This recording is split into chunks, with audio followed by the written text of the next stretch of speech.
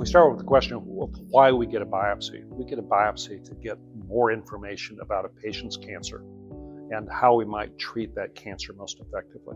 So in breast cancer, when we do a biopsy of either the primary tissue or of a cancer that has spread to some other part of the body, what we call a metastasis, when we get the biopsy, there's a number of things we test routinely. First, the pathologist looks at the tissue under the microscope to see is it in fact cancer? And if so, what type of cancer? Because cancers can change over time. Secondly, we look to see whether or not some of the common things that we know are associated with response to therapy are there. So for instance, we measure estrogen receptor.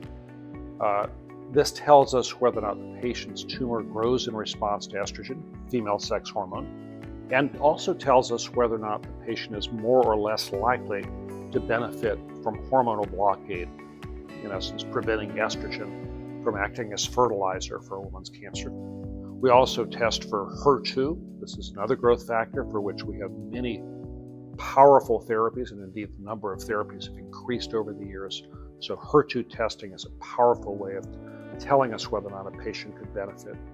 Now, more recently, we've also added molecular diagnostics to this list, because many of the newer therapies, many of the targeted therapies, what we call precision medicine therapies, are therapies that are specific for particular mutations in a patient's cancer. We can test for these, and that will inform the physician and the patient whether or not the patient's likely to benefit from a particular drug.